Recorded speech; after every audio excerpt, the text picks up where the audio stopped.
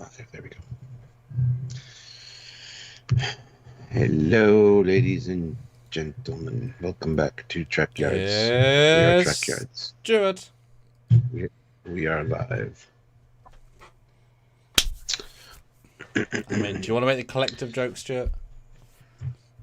I feel like can. Alice is watching us. She's judging us that we haven't made the joke yet. Oh,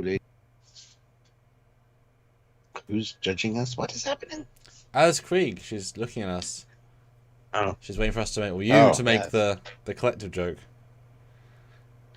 Yeah, well, I'm not gonna do that. Oh. I'm not gonna do it. Welcome everyone to our Trekyards collective watching us right now live. There you go. There you go. Yes. I guess I'll do a poll just to kind of curveball us right at the start because you guys do control our lives in these 2 hours. As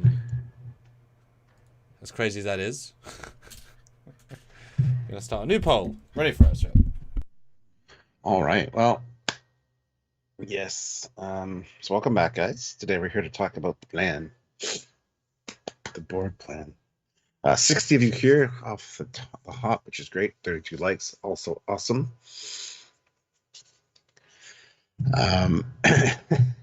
And yeah, hold on just a second. I just got to do one quick thing. So I'm still here. So hi. So I've asked the question, Stuart. Would you guys like us to talk about the Borg plot or the Section 31 movie news first? Borg or Section 31? Oh, we're doing the both things. I'm giving them the option, Stuart. They control us. They control us. Okay. Is the words. Because we could do both. Is breaking news. So vote now. We've already done a video though. We were actually filming normal videos, and it came out. And I was telling Stuart, and then I was like, Stuart, what? We're doing the videos. Like, what? Yep. It's not on the schedule. No, it's not. What about this thing that I'm reading you out? And you're like, huh? Is it real? Yes. How'd you know? Started.com. Oh. And so we did that. And we got a red alert level super chat from CG. Should I put shields up? CJ, sorry. $100 super chat. Oh! Resistance is super chatting. No, that's giving in. Actually, that's a good point. Yes, resistance is super chatting. If you want to resist the Borg and being taken over by them, super chat. The more you super chat, the safer you are. CJ, you are safe. Really safe. Right. So, like, what we're saying is the super chat is kind of a reverse nanoprobe. Yeah, they are. They're Right. anti-nanoprobes. Yeah. They're anti-Borg nanoprobe probes. So couldn't we have told them? So maybe we should go back and tell the writers just to invent a way for the crew to let the Federation member world send them super chats and they would solve first contact. It's not boring, but I mean, if you plan. Yeah. I'm going to start sharing, Stuart. I'm also going to play our fleet video. Oh my goodness, Stuart. It's such a long video that you can do an entire spiel and I can already be back. Here he goes. All right, well, here you go, guys. Here's the fleet video. He's going to be sharing this video around. So by all means, hit that like button. We have 91 people and 40 likes. I want to get up to at least 100 likes, so hit that like button. But you can join this fleet. As you can see, there are lots of names present there. By all means, take a look and see if your name's there. If it isn't, guess what? You're not a member of the channel. You can join by clicking that join button, and you too can be assigned to a ship of our fleet, or make us add new ships. If you join at the rank of captain, you automatically get a ship. If you join at the rank of admiral, you automatically get a hero ship or station or starbase. So lots of different ways to participate and be part of the fleet. So please consider joining the channel. Also, by all means, head on over to Patreon/Trekyards. That's another way you can do it. The same ranks and tiers apply over there as well. All the same perks. So go check those out and see what the options are. At least hit the join button and look at the options for the different ranks. And you can see your name on one of these plaques as well at the end of our videos.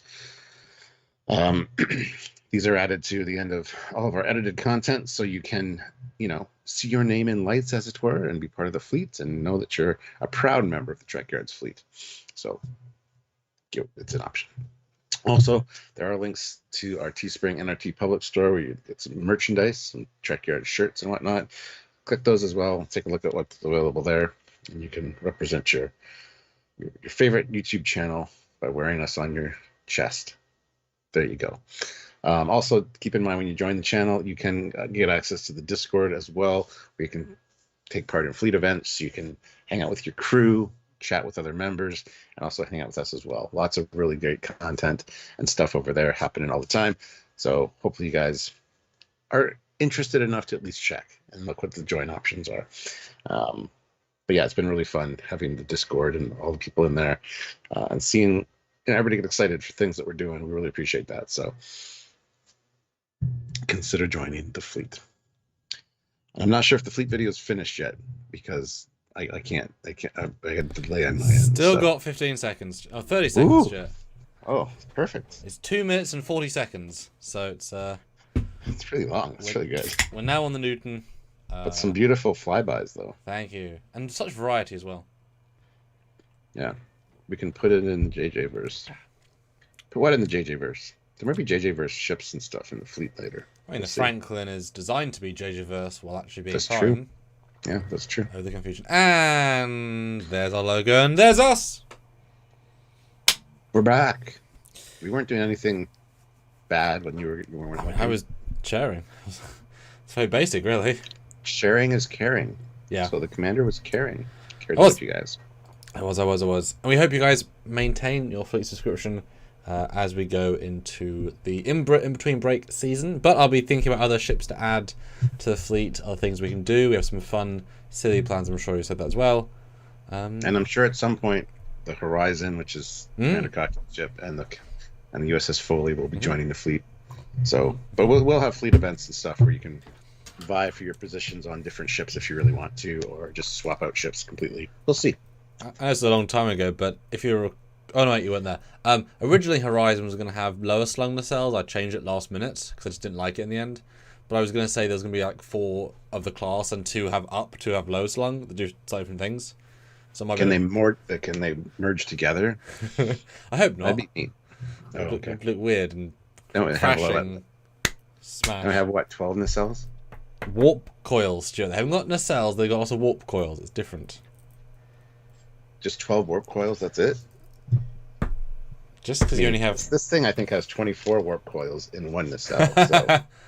Oh god, oh my god, if you oof. I think you mean rows of coils. Yeah, my god. I don't know what you mean.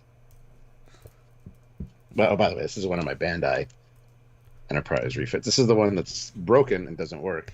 Oh. But I'm going to be doing a video coming out for next Wednesday on my Captain One Person channel, where I compare all of my Bandai kits. I got all 3 of them lined up here right now. So if you're not subscribed to Captain One Personal channel, you should be. Go do it. Or if you like fan films with very lots of canon Star Trek love, then Power 543 fan films. Yes. The music passed for the next film. The first version has now been done. I'm going to be listening to that if I can fit it in before I go to sleep at 4 or 5 a.m. tonight. And then hopefully it'll be able to come out in the next... I try and, hopefully, every 4 or 5 weeks of release, these next couple of films are a bit crazy. If the next one's kind of a crossover with everyone's favourite ensign. Who's everyone's favourite ensign in my Trek shorts? Who would you say, Stuart? Ensign Amy Pond. That's an interesting double. Okay, maybe. No. Yes. Ensign Zoe. I don't know. Ta-da. No, Laura Reed, Stuart. Ensign Emma. That's the one. Laura Reed. There you go. Would you like it, Laura Reed? So, guys, you have voted. Well, with almost 100 votes. Grow in ponds. Just saying. Oh, okay. You want to salvage your dignity. That's fine. So 96 votes. Almost everyone says Borg. So there you go. You guys have decided. We'll talk about that near the end. So yeah, Borg. What was announced? How'd you feel? Annoyed. Oh. But before I talk about that, I just want to address one thing. Okay. Neil Hammersmith says, "Can you do a review of the Galaxy class, but compare it to the Ross class?" I mean, maybe eventually. That'd be interesting because the STO versions, like the Andromeda, I love the Andromeda class. But we'll see. Maybe we'll do something like that in the future. But I mean, we want to do more STO integration, but yeah, you know. And Ozzy, you need the Enterprise D with all good things in the fleet. Yes, the Galaxy X. We should add the Galaxy X to the fleet. That's a good call out. Hmm. A good admiral ship. Anyway. Yeah. Going back to your question. Mm-hmm. I was annoyed that it was the Borg because, as you know, I didn't want to see the Borg come back. The Borg came Lord. back the very next season. The Borg came back. They couldn't stay away.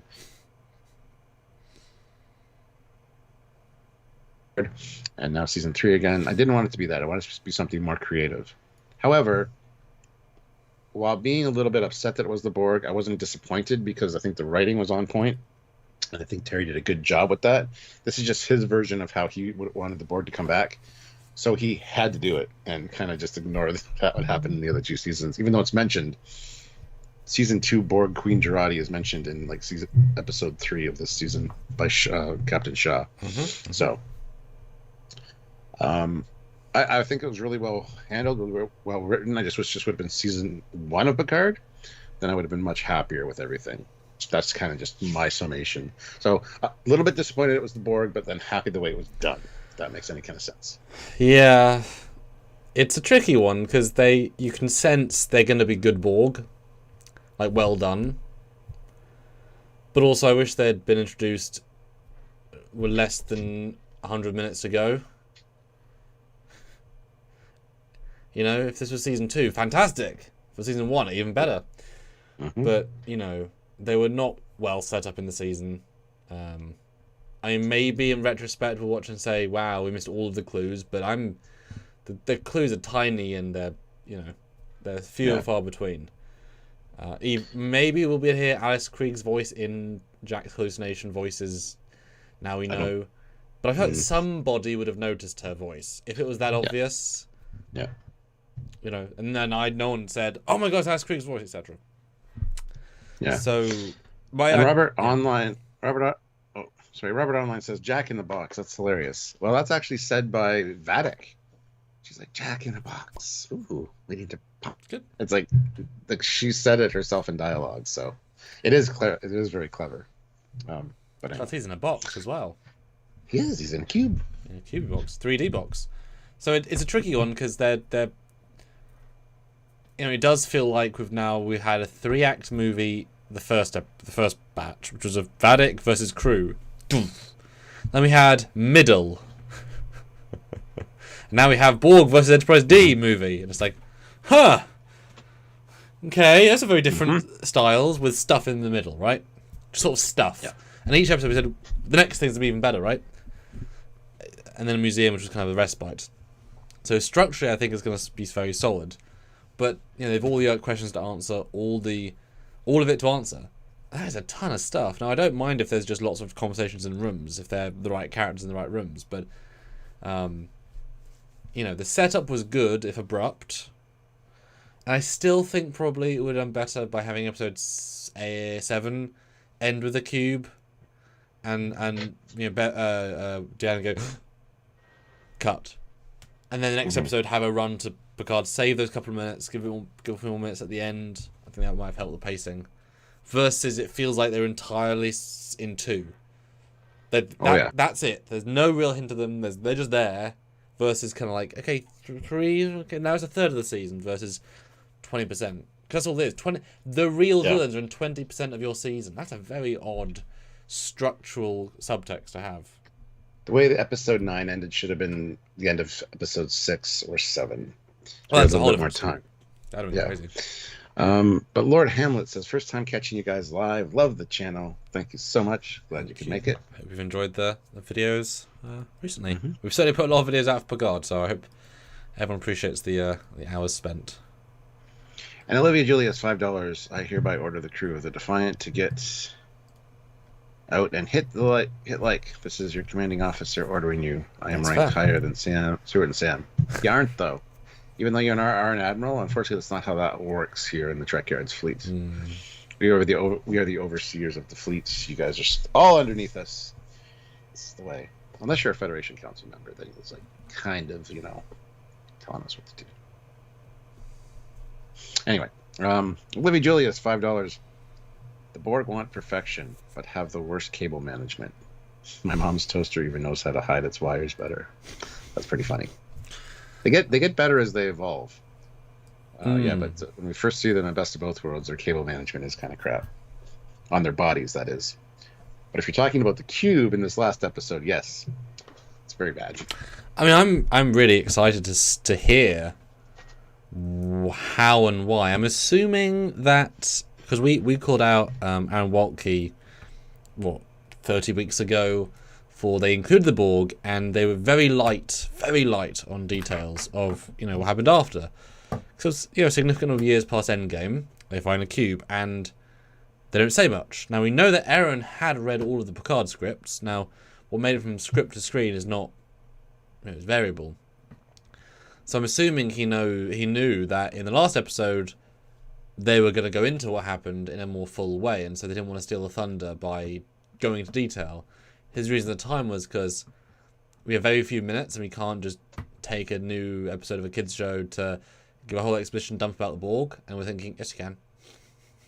It's quite important. So, but I'm guessing mostly because they knew it was going to be addressed exactly, and obviously they didn't get Alice Krieg back, they didn't have the budget to make a huge Borg, whatever.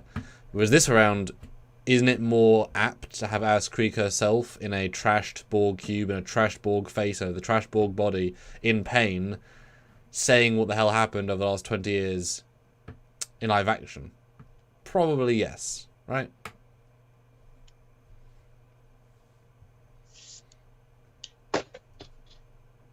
No? I mean, yeah. You're not sold?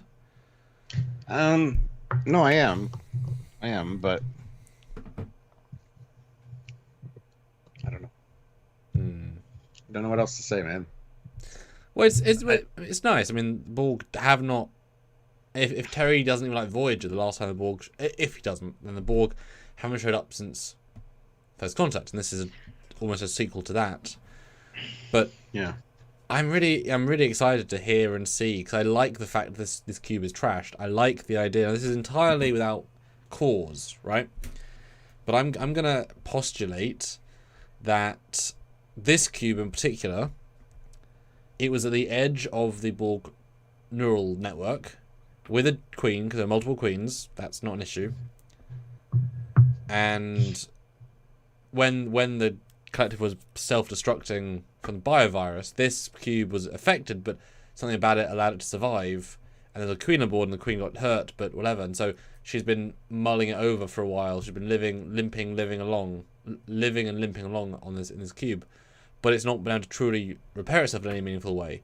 So it actually reflects the state of damage post the virus, and she's been staying here or on the ship for the entire time. That's why the inside is trash, because it is just as it was when everything's falling apart. Mm-hmm. That would be my simple guess, because otherwise why would they not fix it in the last 30 years?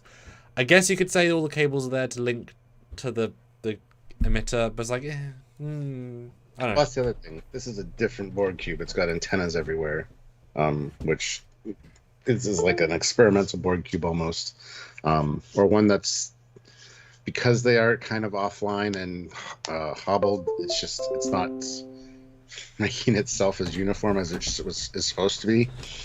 But the antennas are quite an interesting touch. And a lot of people have made the argument that it's not a Borg cube, it's in fact like a Borg structure.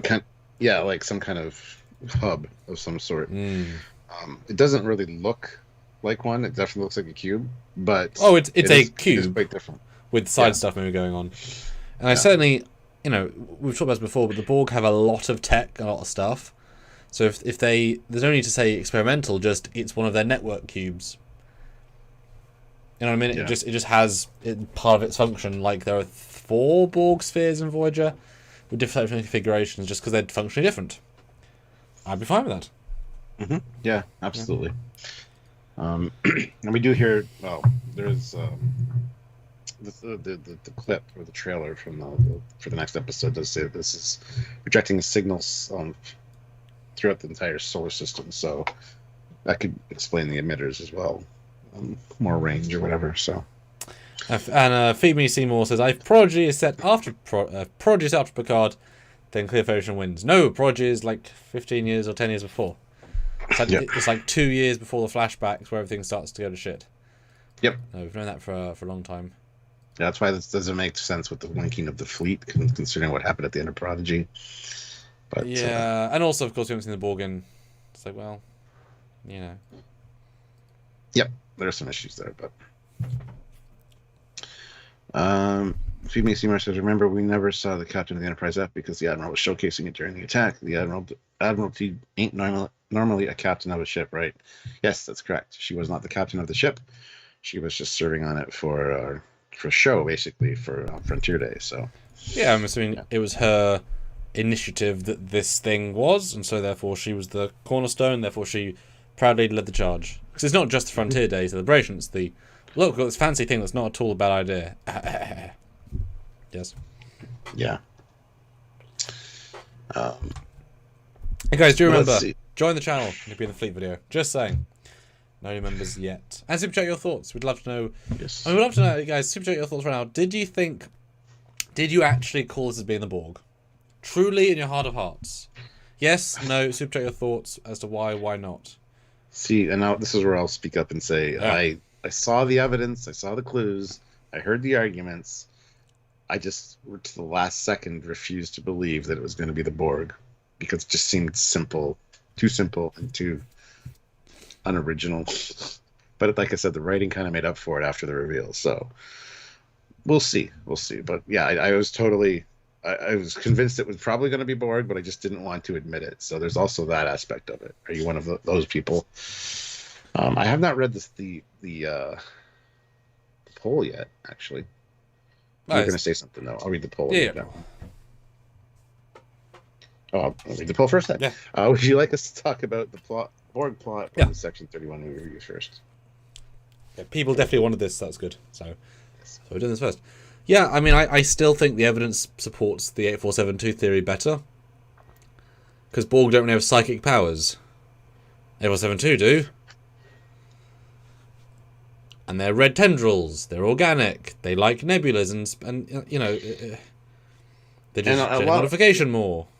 And a lot of the theories leading up to this, like the Power Wraith, the return of Armus, and that's when Deanna was like, "There's a darkness here." I love those, and those were like could be oddball ones. And considering that Armus is like linked to very early TNG, I thought that would be a nice kind of circuitous thing to do, but. And plus, he makes sense. He's kind of like a changeling almost. So, I mean, that tie-in would have been nice. There's a lot of good potential there, storytelling potential. But yeah, I mean, we still have to get the clarification as to why exactly the Borg and the changelings are working together. The assumption is that the Borg cannot assimilate the changelings, therefore they came to some kind of agreement to help each other out. But hopefully we do get that explanation. It's kind of a difficult thing to do and wrap up in all one episode, though. So we'll see how it goes. Alyssa Jericho says, aren't the Undine at Peace of Our Galaxy now? I mean, that was 30 years ago. And they've never been mentioned since, so we have no idea. I mean, weren't the Changelings at Peace of Our Galaxy? Yes, until Picard said they weren't. So these are all narrative stories. And certainly... Oh, sorry. I was going to say, Dustin D says, why were the bluegills not pushed? Well, Terry wanted to use them and then decided against it. Figured it would be better to do changelings for a few different reasons. Yeah, they could have been.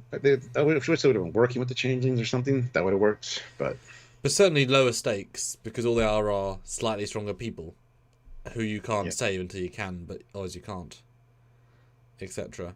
No, it's. Damn it! The point. What was it before this? Oh yeah. The different plot threads. Yep. Paul writes. Yep. Thank you. Yep. So the thing is, obviously I'm a script writer. You know, I wrote a script 4 days ago. You know, this is you know, you got to think in logic, in structure, and story and narrative. You can't just what will be fun, right? Armus would be cool for season 1 lovers, but be super small scale. And certainly most people think a letdown. It's great for a lower decks one-off because those can have those sorts of really weird things. Yeah. And Pal Wraiths is a concept, but it has no tie to anybody in the cast except Worf, maybe. So again, you would feel, oh, okay. Like the Borg, at least you understand the thematic strength point compared to TNG. There really isn't any other race that equates to that. It's just if it wasn't 3 times in a row. And Zachary Gibbons says, well, Jack wasn't reading minds. He was sending Borg signals, which seemed like reading minds. No, he was, because he heard what Sydney was thinking, therefore reading minds. He wasn't just projecting his will onto other people, which he did do. He was hearing her thoughts. Like, why is he looking at me like that? Why is... Hold my hand, please. So he was reading minds. Yeah. And I don't think deliberately. It was just proximity to him. Yeah. At that point. So. Yeah, that's true. Yeah, he could connect to her audibly, visually, control them. Yeah. And without any real effort. Not in the grand scheme. Let's see, we got a super chat from Steve Farr for £10. Thank you. Thank you so much. Amazing. Why did the Borg Queen have a strong connection with Jack? Why haven't we seen her face? The possibility hit me like a phaser unstunned. Laris, please help me. Because I can't unthink of that all by myself. Oh, no. Laris? You think Laris is the Borg Queen? No, I think he's saying, Laris, help me. What do you think, Stuart? What do you think? Why we haven't seen the Borg's face? God, I don't know. That's going to be a reveal for the next episode, assuming that they do show it. She is looks strange from behind, like very asymmetrical, and something weird's going on with her. So a lot of people said she's going to look like Janeway. Other people, there's been a lot of weird stuff going on. But I think it's going to be Alex Krieg. Alex Krieg? Alice Krieg. Alice. I said Alice, but my... Canadian. No, my sickness. You're Canadian. Sorry.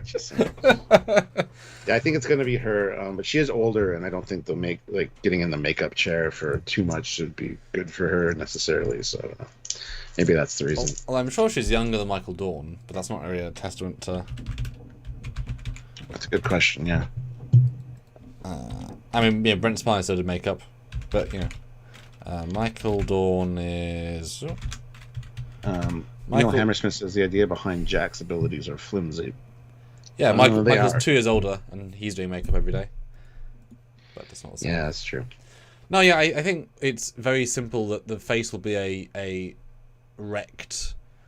They'll have rebuilt a version of the Borg spine thingy, and then like half put prosthetics on it to sort of be vaguely as Krieg's face, and they'll puppeteer it to move a bit, and that'll be creepy. You know, this is what you left me with. I've kept hold of it, kept hold of this existence with willpower, but they can't. You know, they can't fully form into a new queen, which would, I mean, that would be by itself really, really fun. And I might actually be calling this.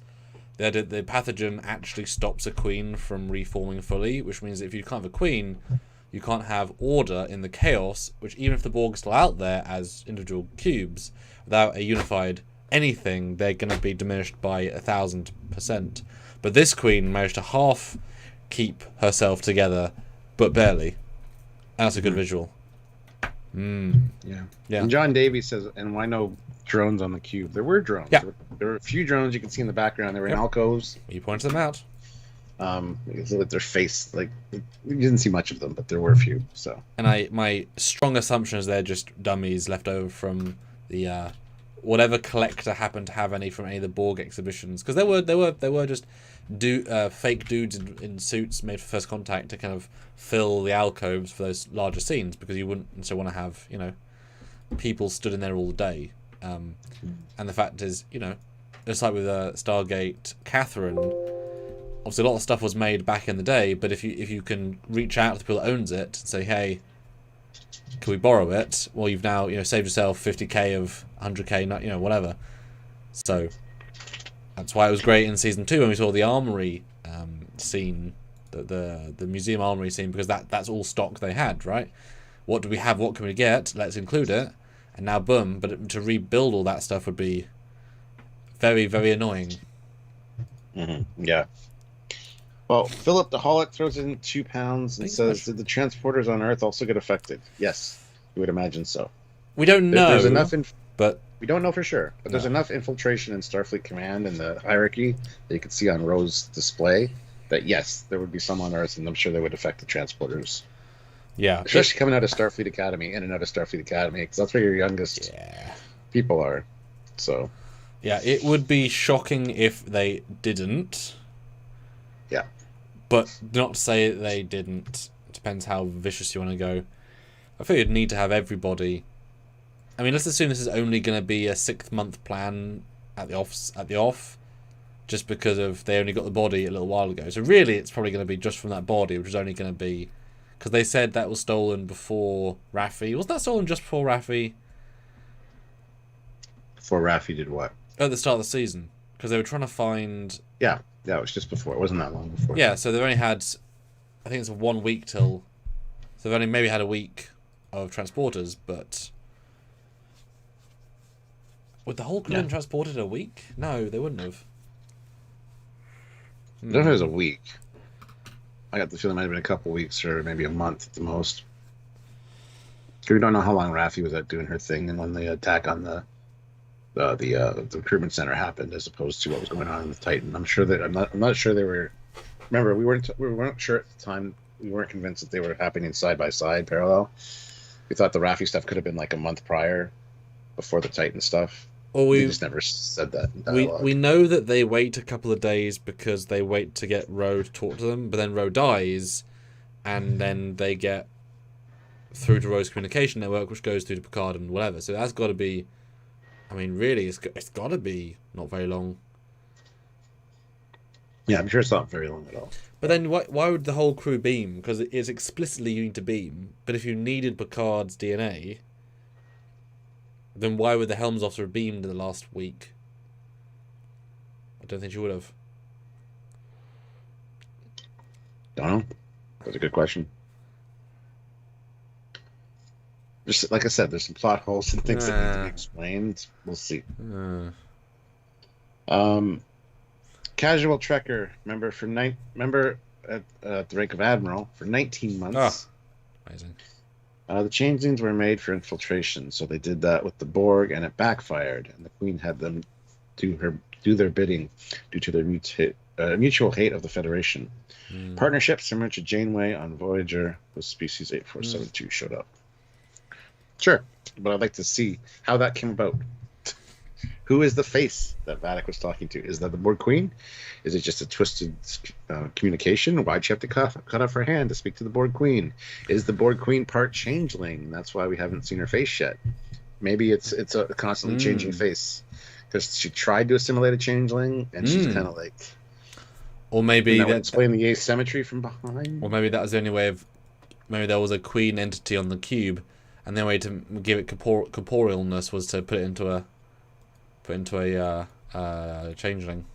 I know that Terry said on his Twitter that the face was the collective, which makes more sense than the Queen because it doesn't speak or act like the Queen. And as I said in our video, which will come out I guess tomorrow, you don't have to hide who you are to the person you're working with. So that face would have been the Borg Queen's face with the voice of the Queen. So it was a man going blah, blah, blah, blah. So clear it's not the Queen. The Queen wouldn't do that. It's only, but as an amalgam with the collective, normally the collective voice is male with the undercurrent of female. Obviously, all of it, So I could see that being, but I really would. Well, that'd be retrospective. Does the voice of the thing speak with a Borg cadence? I don't think the Borg. Well, I mean, Sydney did on the Titan. Turned around, we are the Borg. Which that's not how, like I pointed out at the time, that's not how vocal cords work, but okay. Yeah, because it's not like they're not like real Borgs. They're not actually being truly affected. They're just being taken over. Yeah. Well, Matt Boardman throws in $5. Hey. Cough. I agree. What if it's Salome Jens? That's the Borg Queen, and the Borg Queen is now a combination of the female changeling and the Borg Queen. Was her name Slom Gems? What? Was that the one from Voyager? What's the name of that episode? There was another Borg Queen in Voyager. Oh, it wasn't played by Alice. Yeah, Susan. I think it was. Oh. She was good. Very different, but of course would be. Matt Borman, another $5. Jack's reaction reminds me of my own son when he changes into a situation that he doesn't fully understand the gravity of all the variables. Jack's reaction when he was getting taken over with the red eye, pink eye. No, I think when he learns the truth. Dum-dum-dum. Yes. But I do, even though it takes away the fun of it a little bit, I like the idea that he just had such deep, the genes were so deep that he, as soon as he knew, he was zoning in and he was made to go, and, you know, can they really, as a collective, can they really not be taken over at a whim? Oh. Yeah, of course they can. Salome Jens is the female founder. Yeah. There you go. A lot of people thought Vatic was her as well, but I didn't see any of that. Yeah. 224 people here and only 98 likes, guys. Let's try to get to 150 at least. Hit that like button, please. Well, let's just finish the poll. We asked, and you answered. 81% said Borg over the Section 31 movie, which implies how much interest there is in that, Stuart, with under 20 people. 40 people voted out of 227. Oh, dear. I'm going to ask a hard poll right now. Go for it. I'm still waiting for people to hit that like button. 230 of you and only 99. Oh, 101 likes now. There you go. Now people are hitting it, which is awesome. So yeah, if you're one of those people that hasn't hit it, why? Please just hit the like button.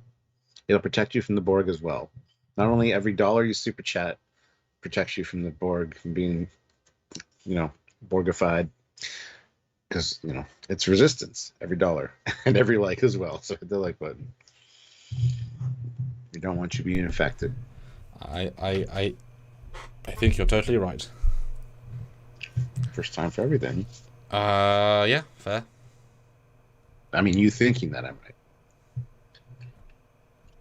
Read the poll, it's a hard one. Oh, there's a new poll. Oh my goodness, look at that.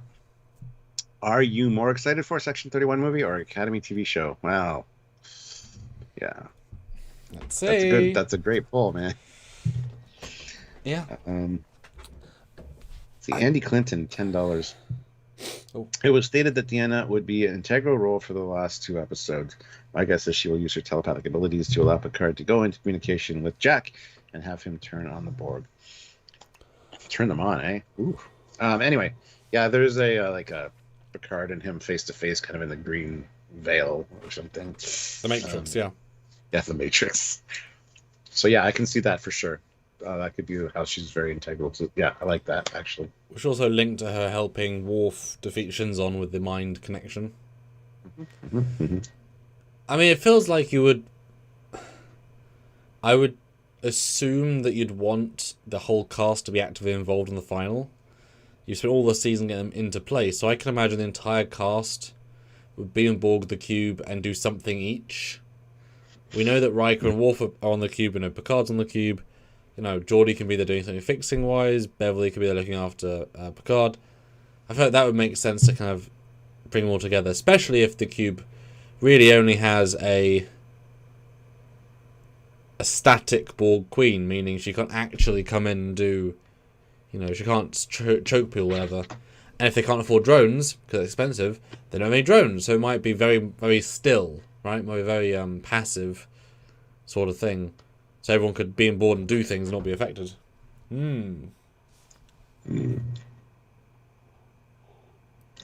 Cat Boots says, I vote neither. Jill says, I'm much more excited for new seasons of Prodigy, Lower Decks, and Stranger Worlds. And Zeus says, I refuse to vote on the poll. You need another option there. Neither. I mean, I just want to see a raw... Yeah. What have we got going on here? Gabriel, Canada, $2. Enterprise limited film event next. Refit model? That would be nice. I mean, they've got it now. I mean, it's right there. What is this? This is the first time hearing of this. I'm saying he thinks the next movie should be an Enterprise finishing. Because if Michelle Yeoh is strong enough a character to do a movie about, I mean, Enterprise certainly is. I mean, she'll probably charge more than most of the cast of Enterprise put together with her Academy Award status. I mean, I'd rather see an Enterprise something. Although Scott looks real old now. He aged a lot in the last 10 years. He looks like he's aged 25 years or 30 years. Does William Shatner look younger than Scott Bakula? Yeah, maybe. I don't think so, but Scott has much deeper wrinkles. William Shatner has shockingly few deep wrinkles. it's because he's like overweight and bloated. Yeah, that. So it's pushing all the wrinkles out. Hey, sure. But Scott looks like old man. SWTX Chaser member for 38 months at the rank of Ensign. Thank you so much. I feel that Locutus of Borg must return. Why? Why do you feel that? Yeah.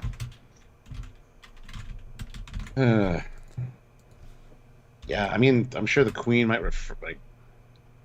through Jack's mind, talk to and refer to Picard as Locutus. I'm sure we're going to get some kind of reference like that. But Shatner is almost 25 years older than Scott Bakula. Yeah. William Shatner, one of the most healthy-looking 91-year-olds in the world, probably. I don't think he's healthy looking, but okay. I mean, age-wise. Fat, yes. Age-wise. He sold his soul to the devil, I'm sure. Oh, yeah. For his career. What did you say about... Oh, Locutus. Locutus. I mean, they've obviously reused the audio clip of him. Patrick obviously wouldn't do the makeup again. That's not... he wouldn't do that. They're not going to CG it. It's too expensive. There's only so many clips of him saying things, and obviously he couldn't get away with doing it now because his voice isn't strong enough, so that wouldn't really work. I mean, I would probably be interested in seeing a Locutus vision inside of the dream space if they do this big mental whatever. As in, a stock clip, take a background, put a new one in. Could be interesting. I don't know. Yeah, I don't know if we'll see Locutus, but we might hear him for sure. But I don't think hearing we've heard every season. That's not engaging to me anymore. I know that, but this is Terry's version of the story. No, well, it's budget. It's all budget, right? If he was 20 years younger and he doubled his payday, I'm sure it'll be Locutus again for a day. Same with Alice. I mean, if she was around and fully able to do stuff, boom, you could do a really cool, because if they, we've seen this big green vista. If they go into Jack's headspace and kind of fight the Borg influence, that will be the excuse to have two Picards, one Locutus, one Patrick, Borg Queen. You could have this giant scene of all them together, but obviously we're a bit past that with all their ages. Gorgonzola, what will be your drone designation if you happen to be assimilated? Well, mine would be 1 of 2. Samuel's would be 2 of 2. I was going to make a similar joke. Tertiary adjunct of Trekyards Matrix 001. Or Matrix 2000 or 2016. Something like that. Rampant Fury 925, $11 Canadian. Thank you. Ideal ending. Jack goes on trial in a Federation court for his crimes, but gets off easy for helping to stop the Borg, assuming he makes it through this. What crimes? What did he do? Took over Sydney and shot some changelings. He got one guy killed because he took him over in the hallway and then walked him right into some changelings that got shot. But I mean, if Picard can't be damned for being Locutus and killing 80,000 people, whatever, I think that's probably fine. BJ, $2. I'm excited for none of the new Trek content. I hope you just mean Section 31 in the Academy show. Hope you still love Lower Decks and Strange New Worlds, and Prodigy, Philip Daholic, £2. So many children on Earth, all Borg. Not necessarily. It's just people that have been somewhere. And yes, outside Starfleet Academy in Season 1, we saw a lot of people just walking through transport gates. So I'm sure a lot of people on Earth do still transport, but at the same time, a lot of people wouldn't. So it'll be interesting to see how far the infiltration went at the time they had. But also, really, you want soldiers, and successfully having a few people in the random French vineyards be transformed versus all of Starfleet Academy. They can all get weapons and do bad things. It's a little bit different. Although you would think they would do, you'd think they would still plan more than just the transporters, because it depends.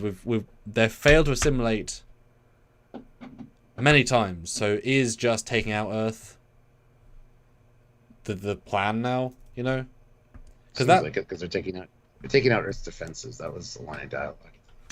Because if you could nanoprobe and infect people, you would think the plan would be threefold. You infiltrate, you take over, and then as soon as you do that, the nanoprobe bombs get beamed in, and you actually nanoprobe everybody. And then you've now got actual drones, 100%, right? But they haven't done that. This has been a long thought out plan. Well, Rampant Fury 925 says, "Are you forgetting about he was wanted criminal?" No, but that was just for all petty shit, and I don't think it was. Yeah, I don't think it's going to be put on trial for that. I mean, they made a pretty distinct thing of someone's freedom fighter is another person's terrorist. Yeah.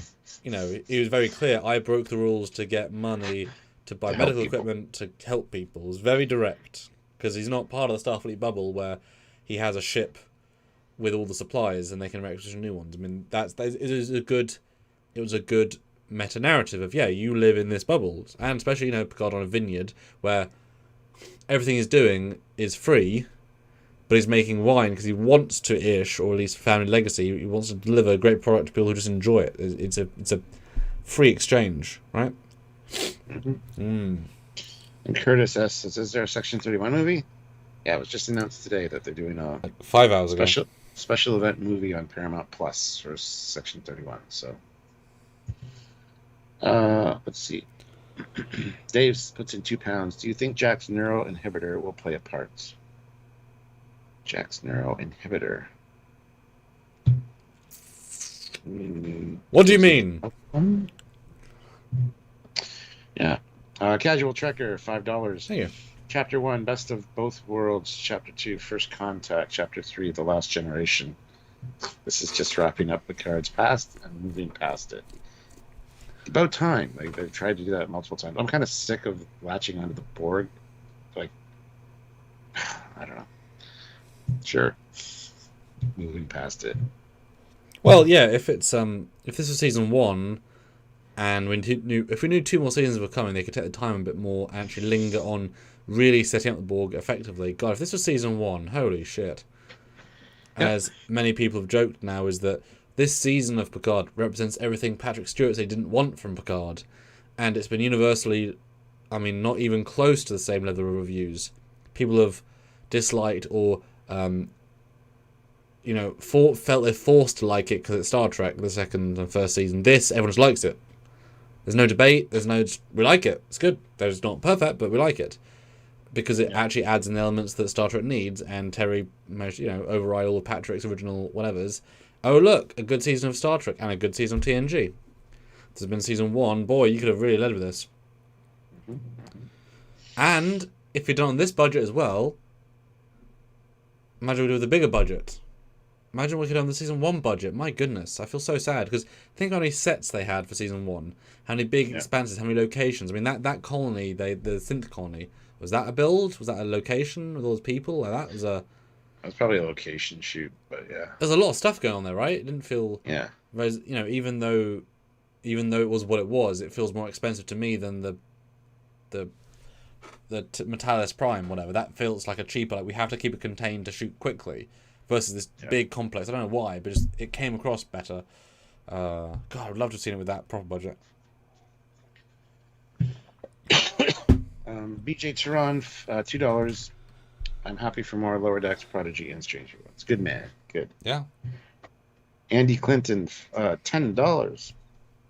Was the scene added during the credits done?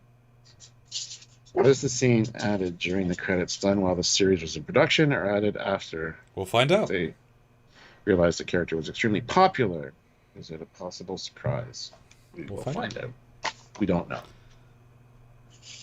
It'll be interesting to see. But X Star says, is it really the old gang being back together, or better stories this season?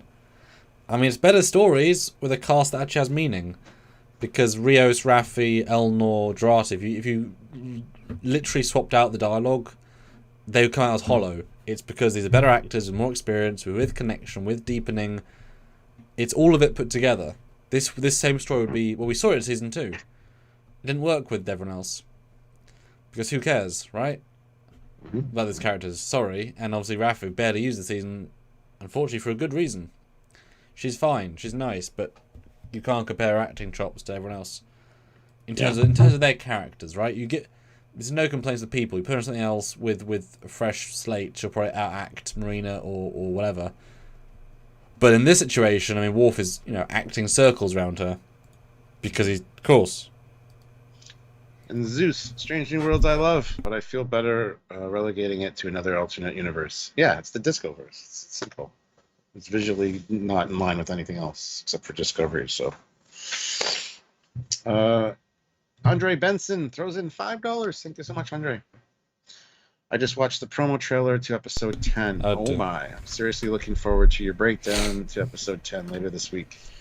Yeah, hopefully there's going to be a lot to talk about, and judging by what we've seen so far, there will be. So we're looking forward to it as well. We'll definitely be taking another close look at the Enterprise. Mm-hmm. Because we're going to see a lot more of it, and it in action as well. So, did you see that the secondary hull name still says Syracuse? Mm-hmm. The neck? That's pretty cool. Mm-hmm. Yeah. Yeah. No, it's yeah. Yeah. Citizen Tim Scott throws in $5. Hopefully we get to see other Federation worlds, Vulcan, Andor, Tellar, etc., come to the rescue and aid our heroes. That'd be great. That'd be great to see more of an armada come in. But as we've talked about before, same thing happened at the end of Prodigy. With the fleet action that was happening there. They called for help from civilians and from the Klingons and everybody. The Gorn showed up. Klingons showed up. Yeah, the Gorn showed up. Yeah. Good guy, Gorn. Yeah. So, I mean, yeah, I'd love to see that again. But, yeah. I mean, there's enough going on, Stuart. Do you really want to add more elements, really? Yes. Yes, I do. Oh, I just want to see them be, 2 hours, 3 hours, 4 hours, 6 hours, many hours. Yeah. Or just commission season 4. Yeah, that's another good idea. Is that too much to ask, Stuart? Not at this point. Not yet. Luke's Doings only throws in $10 with no comment, but thank you so much, Luke. Much appreciated. No, it's very nice. Thank you. Paul DeAndrea, Ooh. $2. Hey, I got assigned to the USS Challenger. That's awesome. It's good to see that you're enjoying your posting on the fleet. Hope it never gets blown up. Why are you laughing, Stuart? That's the way you said that. It's like, so ominous. Dumb. Do you think dumb? Luke's Doings does say a comment, so I'll just read that as part of a super chat, I guess. Yep. Do you think Elnor died on the Excelsior? Well, he didn't, because Terry Matalas said he didn't. Yes. He was not on the Excelsior at the time. So he happened to accidentally go off at good timing right recently. Yeah. Mm-hmm. It's fine. I mean, do you really want to get blown up? I don't mind either way. Yeah, I kind of like him. Yeah. It's definitely you could do everything or nothing with him and it wouldn't matter really. He's alright. I mean, all these characters deserve better stories. That's their fundamental level. They're all let down by it. But please stop destroying the best characters. Lorca, dead. Rios, dead. Shaw, dead. Maybe. We don't know yet. But stop making good characters and then killing them. You don't need to do that. It's not like we need to get them invested and killed. You don't have to do that. You can have them live, That'd be fun. I'm sorry, but that just freaking irks me. It's like the new trend in all TV. Like, it's Game of Thrones. Just start liking people, they die. Oh, I don't like this person. They die. No, wait, just stop it. All right? It doesn't need to be that way. But without death, Stuart, there is no stakes. Oh my God. I mean, did you see TNG season 1, 2, 3? All the people. See, I like you. You haven't died yet, and we've been together, what, like 8.5, 9 years? See? It's real life for you. That's just how things work. Oh, by the way, guys, just to remind you, tomorrow we're doing the full predictions video. We can have try and keep these things relatively on topic. So that's tomorrow. We're going to go potentially all out in crazy conspiracy theories. Mohaha. We have both seen the trailer and it doesn't give much away, except some pew pew. Yeah. We will be doing our predictions on how we think they can solve the problems that they're facing, which are quite monumental. And also your Mandalorian season finale first reaction. It's tomorrow, yes. Tomorrow at 10 p.m. Eastern Standard Time. I will see you early, and you'll do your first reaction to this episode on Thursday. And Friday, we'll be at your behest, ladies and gentlemen. We'll be early, we'll go late, we'll be here for you guys to represent what you think. And I'm excited to do another Enterprise D exterior video. I just made the last one, but it's a different again. It's real sexy, though. Real sexy. You can even get a head start because you got some views already. I do, but they're not full res, though. Doesn't matter. You have the angles. You can start doing things now, so you're more prepared. I'm just saying. Anyhow. I've looked at that D enough, Stuart. You gotta know like the back of your hand, every freckle. Every escape pod, you mean? Matthew, that's what I said. Matthew Lebner, $10. Thank you. Finally made it. You're right, Commander. It's the actors and the writing. Gene Roddenberry and those people did a great job casting Next Generation. I have a feeling we might see Q. Very possible. Yeah, that is possible, actually. I mean, I would love to hire, if I was a multimillionaire, I would hire the entire Picard season 2 cast and make them do something good. You know what I mean? Like, you could easily write them all very good stories. It really would not be difficult at all. It's like Marina. She can act really well. Give her a chance to.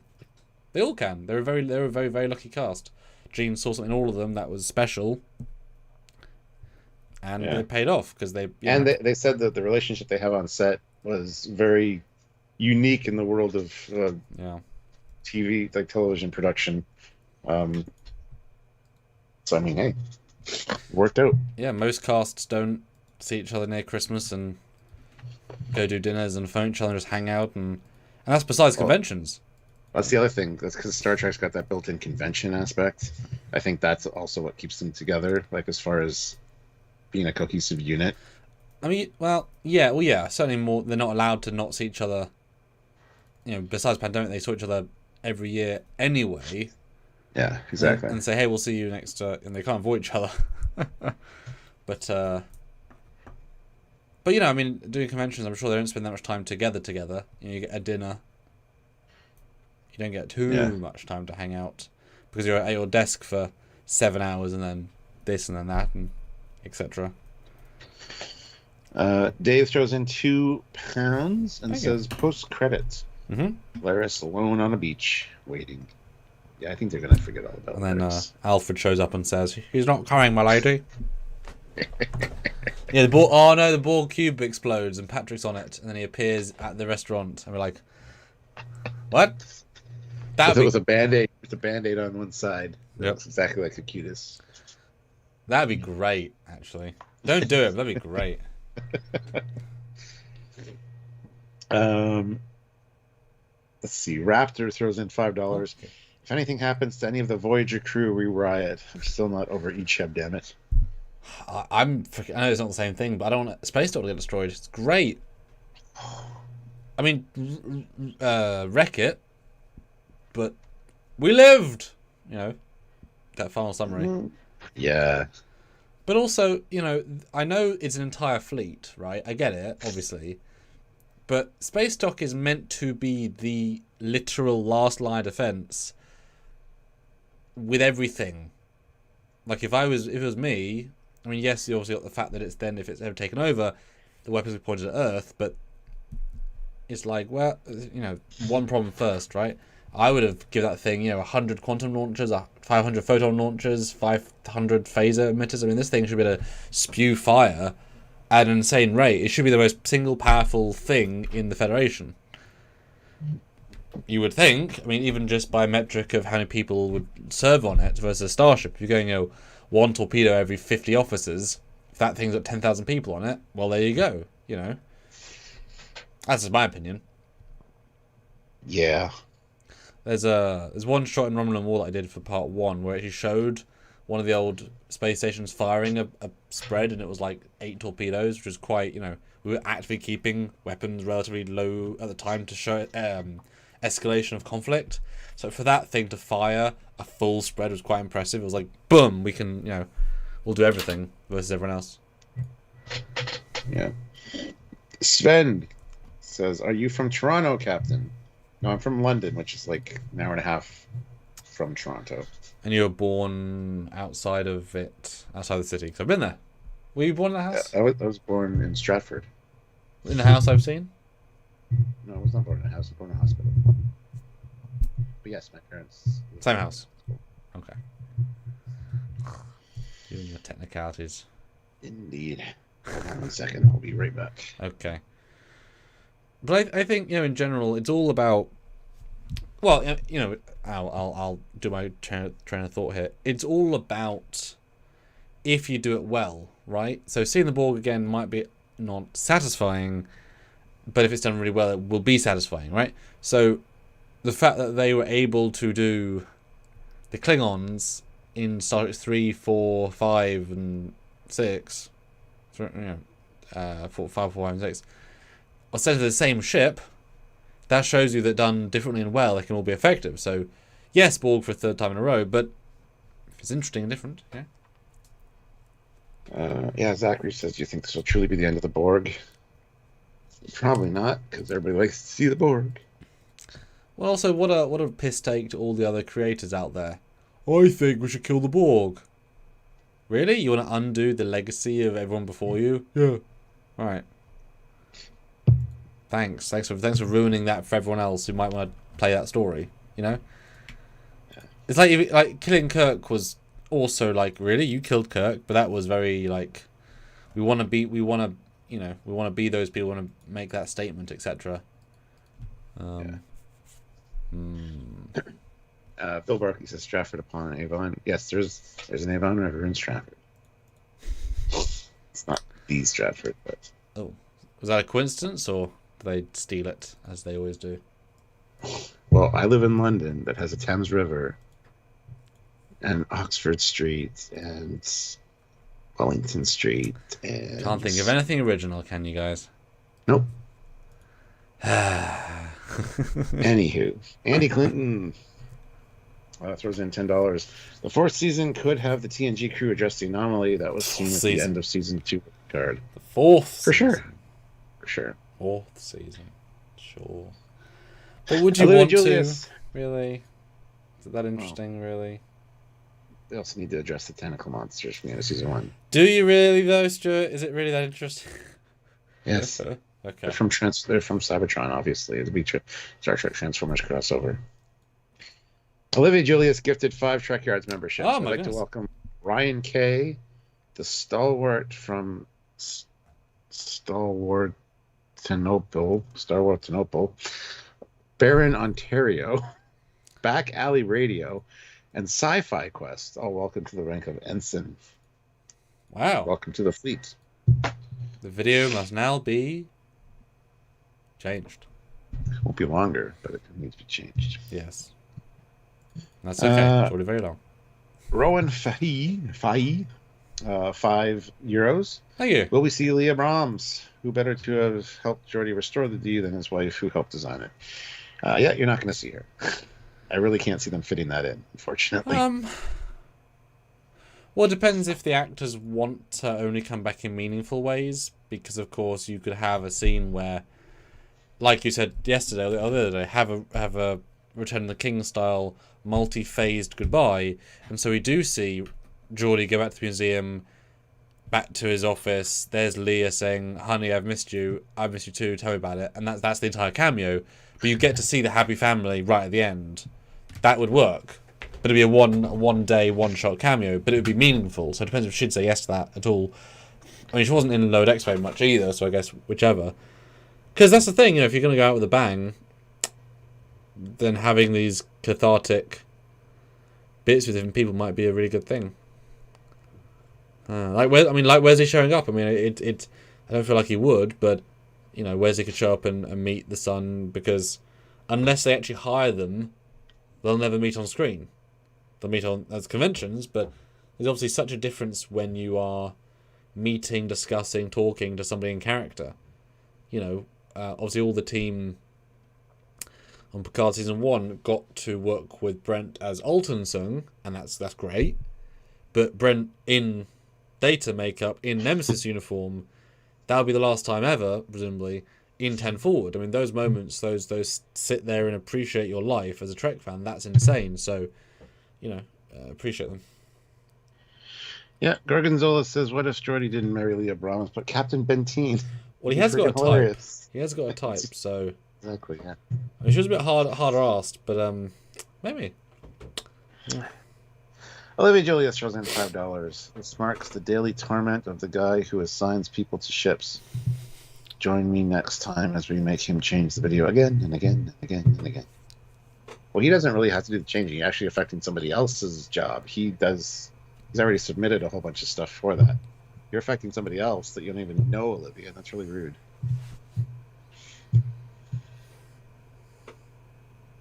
You're not affecting Samuel's job unless you start assigning captains and admirals. Then you got a problem. Then Samuel has to do all the work. But right now, just giving out ensigns as free memberships, hey, the only person you're hurting is somebody you don't even know, named Brett. That's really mean. But also, ensigns. Yes, welcome. Oh, that's okay, Jamie. I mean, I think, Stuart, for me, it's an easy one. Section 31 movie of the two. Yeah. Because it'll be one and done. Not the only reason. But, well, there might be a sequel. But... Section 32. Section 33. That's the way they name sequels these days. Yep, that's exactly what will happen. Well, Oceans 10, Oceans 12, Oceans 13. Olivia continues her hate of Brett and gives one more Trekyards membership to Do Elmo, which is cool because Do Elmo has like 2 super chats we need to read, so that's good. There we go. All right, so he says $2. Bet $5 that Daystrom Institute grabs Dr. Crusher's body. Well, it's not Daystrom Institute, it's Daystrom Station, first of all. The Institute is the legit planet-side actual institution. With all those evil AIs that they keep there totally legally. Legit. Yeah. Yep, legit. And Dr. Elmo puts in $2 again and says she birthed 2 demigod kids. Well, hey, you're not wrong. well, hold on. There. Hold on. One was given power by another being, and one was... That's fair. And Olivia, $2. Hey, Brett, here's another one.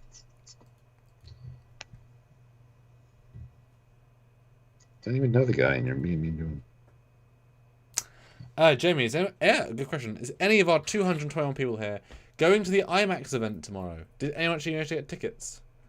I would certainly, have not the ability to go to. That'd be fun. I'd be interested to see it. I feel like if the resolution would hold up, the Borg cube moment would be bigger on a big screen. Taking up the entire room would be quite impressive. From the tiny door to the giant cube would be quite impressive.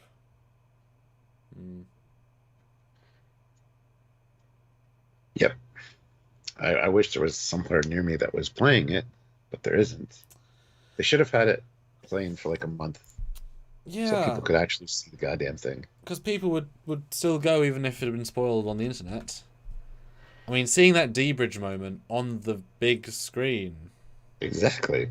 I mean, what is the legality of doing a run for the cinema after the fact? How could you not do one in 3 months? I know you. I would hope so. I mean, they've aired the documentaries and stuff, like What You Leave Left Behind and stuff in theaters here. Very limited run, but that's the point. Have a limited run of it. Travel the country, like honestly, or just show up in different areas because I would go see it. even if it's only like for 3 or 4 nights. Like pick one and get tickets. I think a lot of people would. They're missing out on. They're leaving money on the table by not doing that. Honestly, but On a couple of bits of money, couple of bucks. few dollars, yeah. Yeah. Yeah. Elmo puts in $2. IMAX. I just placed my phone 4 inches from my eyes. I mean, yeah. Well, it's like I could 4K. Let me quickly upscale my version of my version of Picard to 4K. That'll work. Yeah. Yeah, Matt couldn't even get through to the website. So freaking mad. Not a lot of people have that issue, so sorry to hear that, Matt. I mean, lovely that there was that demand, of course. I'm not surprised. If they don't put it in theaters after the fact, I don't know what's wrong with them. Also, why not do multiple... Do one full day? I understand... you know, the rarity nature of it. But, you know, have 6 screens a day. Yeah. Olivia gifted another membership to 1626. Welcome to the Rick Benson, sir. And speaking of, we have 255 people here and 171 likes. I want to hit 200 likes. Hit that like button if you haven't done so already.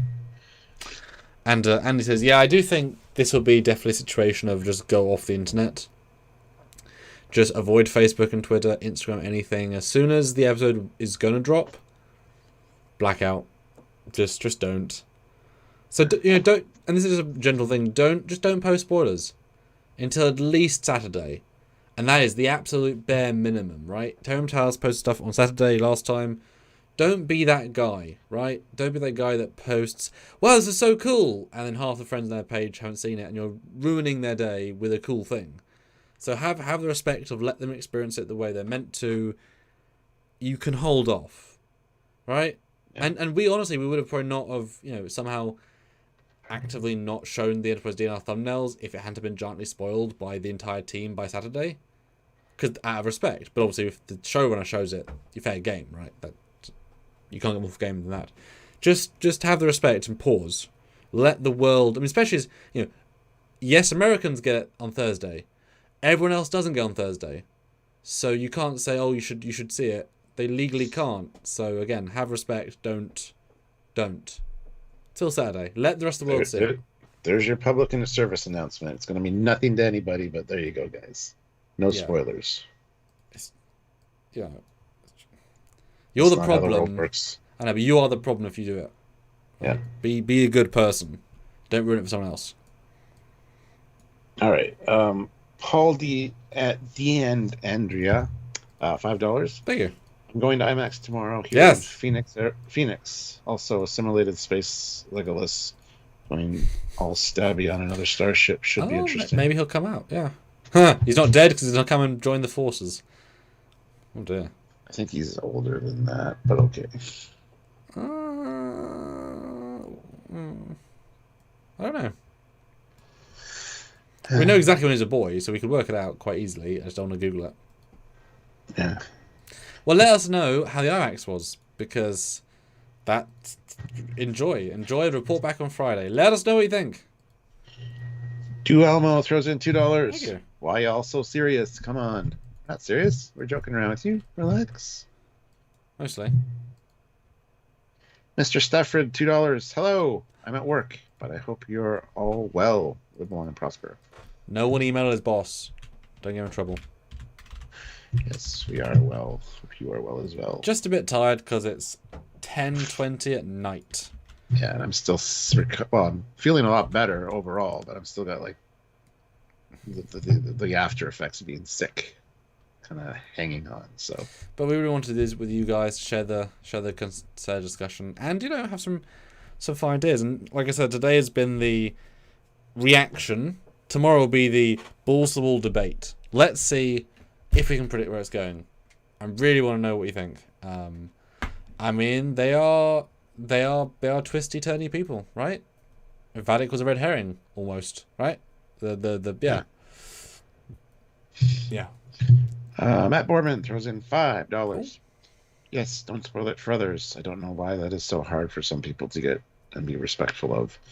Why I always watch at midnights. Yeah, you always watch it as soon as it comes out. Yeah. Yeah, I live in this weird couple, like, hour, 45, because I've got to wake up as well. It's like hour of black. I mean, we're so used to the internet in every form. So when I wake up, I can't do anything on any internet. So email, nothing. I could do email, but things if I turn my phone on, I'll get all notifications. Yeah. And so one will be a spoiler, because some people did last week post the clip of the D after it revealed on the show on YouTube, and then it told my phone there was a video of the D being launched. So I literally can't turn my phone on. Yeah. So I am just some guy in a house for about an hour. Then I watch it, then the world, but none of you guys are awake. So, and then once LA wakes up, then people post about it, like Dave Blass, etc. So it's a funny timings, and because I wake up a lot earlier on that Dave day, Blass is like an hour from me now, so he's like that not is on true. the LA time. That is true. Du Elmo says, "Oh, y'all in England?" No, Samuel is. I'm not. I'm in Canuckistan, Canada. I'm on the East Coast, so if I have to wait up to watch it, I have to wait up till 3 a.m. Which is not unreasonable for you, but also enjoying it the most is not the best time necessarily to do it. Exactly, because I got to watch it. I watch it at 3 a.m. until like 4, and then I got to go to bed, and then I got to get up early because we got to film, and it's just kind of shitty. So I just a lot of times just say screw it, and then go to bed and just watch it. I think that's a strong idea. Yep. But let's swap tracks and talk about this feature film announcement. Have you dwelled and had new thoughts on it in the last couple of hours? Nope. I haven't. We talked about it. There's a video out there about it, of us talking about it. That's all I need. They're not going to do a series. They're going to do a movie, and it's a Paramount. It's a Paramount Plus kind of special thing. So which we learned since. It's not going to be at theaters or anything. It's going to be like a. And it's okay. I prefer that to a series. I would have preferred a mini series, maybe like 5 or 6 episodes or something. Would have been neat, but the movie's fine. I think it works better with Michelle Yeoh now being an award winner. So, yep. How about you? Have you had any more time to sit with it? More thoughts about it? Maybe. Yeah. So I'm gonna say my thing's doing a thing. I'm trying to get the picture up. But my thing's doing a thing. Oh, well, I will talk to the audience and say, look, guys, there's 213 of you here, and we love you all. Make sure you subscribe and click the notification bell icon. But we only have 189 likes. We're 11 likes away from 200. I want to hit 200. So 11 of you that have not hit that like button, now is your chance. Hit that like button. That's so disappointing. It's super easy. It's barely an inconvenience. It's free. It's something you can do to help us. We really appreciate seeing those likes go up. So. Yeah, no, it's super interesting. It's really true as a concept, because we've said this for so long that of the smaller form, if it costs 3 million an episode for Discovery or 4 million and 37 months and it's streaming, fine. Yes, you get the weekly subscribers value. Yes, fine. But padding, we've seen padding every season, or bad story ideas. If you've only got one thing being produced, in theory, you should make it better. That should be your focus, right? And yes, of course, you could do a Voyager movie, a TNG movie, all these movies that could come out. The actors are getting older all the time. All the casts are past the point of looking like they did, because it's been 10, 20, 30 years. If you've done it 10 years ago, fine. Now we're all past that. But, older them, it's fine. But you could do a movie with all of them, and that could be really exciting. Do we really want to see...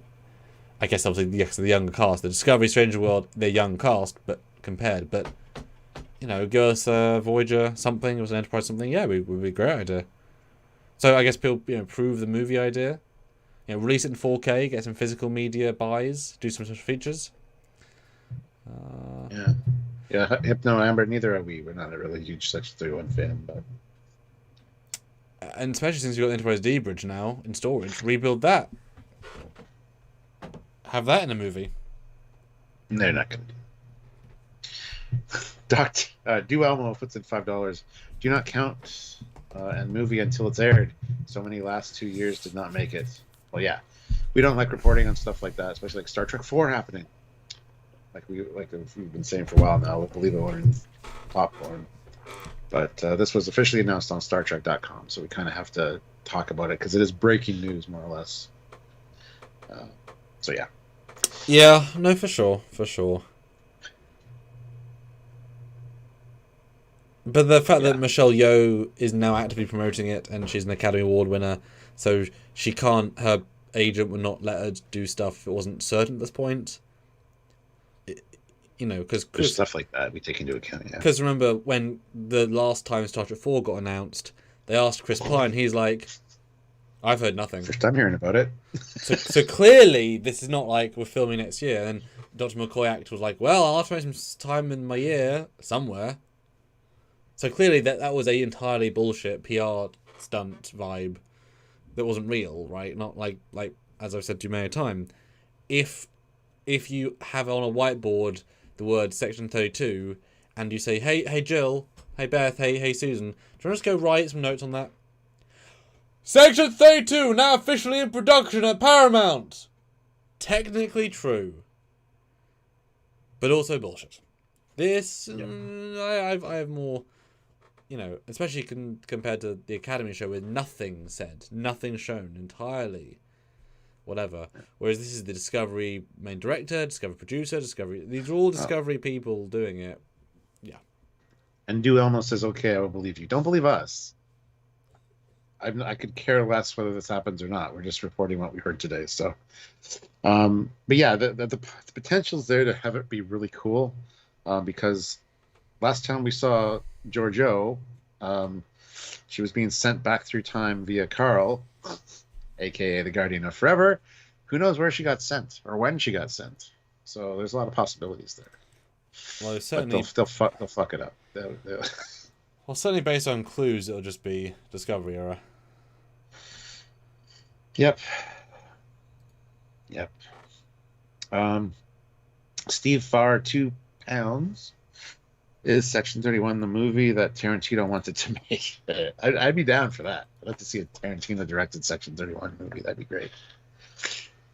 Olivia Julius gifts 1 membership. Let's see who got the membership. Rob Rudd, welcome to the rank of ensign. And Andy Clinton throws in $5. All helps. Thank you. Do you think Michelle Yeoh agreed and signed the contract to the TV movie before she won the Academy Award? Yeah, it was probably in her original contract to be on Discovery. Maybe Section 31 show? Sign it. So now she's locked in. I don't know. It's hard to say with that kind of thing. I feel like what probably happened, I know that I read a report that she was pitching something spin-offy in Season 1.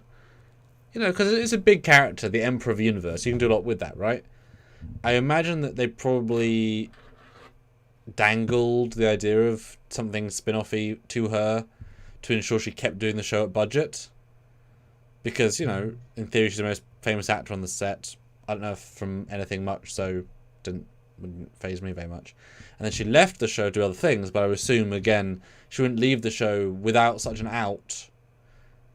I'm sure they said, well, we want to... Michelle, we're going to bring you back for a season. We're going 100%. And I'm sure over the last years they said, you have to keep pushing it back, keep pushing it back. It's not working. So I think what they said is we're sort of obligated to give you something, Michelle. We're going to let's try a movie. Take half the time to produce.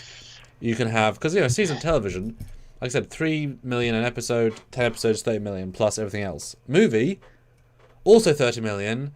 Takes you 3 months. She gets paid a much larger paycheck for the same amount of time. Yeah. And if it goes so yes, I think it's more of either a contract thing. Because I know you can have for actors you have a sign of intent, meaning if you're doing like an indie film and you've got some actors signed up, you say I will be in this film if you get funding, but you need to show that to funders to say, oh, you've got Tim Russ in your film. I want to see Tim Russ. Here's some money. So that it's not a guarantee. It's not legally binding, but I'm sure she did something similar. Like, oh no, I will totally, because leading a TV show is a humongous time suck.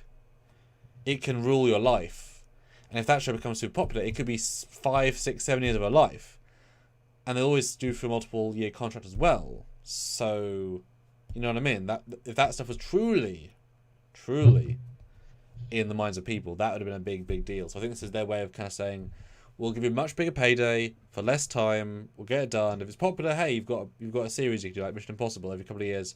Throw one out, amazing. If not, you paid off. You got your thing, great. Yeah.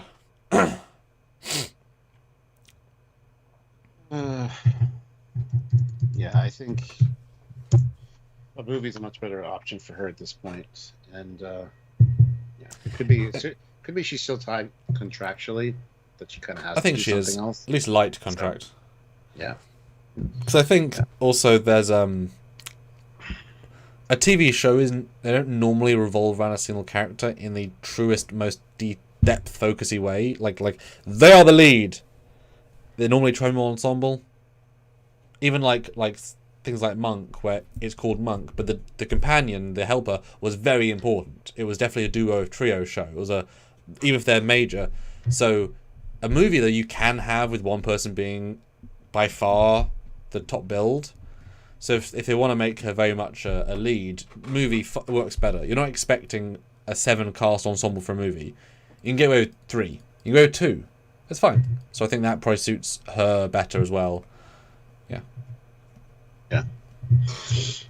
Well, and I'm much cooler with the Section 31 movie than a whole series, because I don't think the series would fly unless they want to do like that's the other thing. They're going to bring back Tyler Vaughn for that, because he was head of Section 31 when they closed out that whole storyline. So that'd be cool. I wouldn't mind seeing him back.